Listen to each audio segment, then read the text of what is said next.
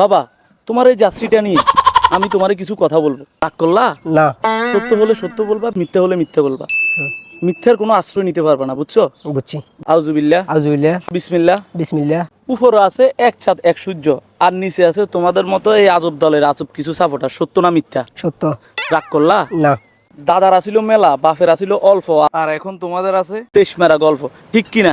ঠিক। রাগ করলা? না। 2014 বিশ্বকাপে তোমরা 7টা গোল খাইয়া কুমায় চলে গেছিলা, ওইখান থেকে তোমাদের নাম হয়ে গেছে 7 আপ। এখন যদি তোমাদেরকে কেউ 7 আপ বলে, এখন যাও তোমরা চাইতে, এই যে কথা আছে না, সুরের মার বড় গলা, সত্য কিনা? সত্য। রাগ করলা? না।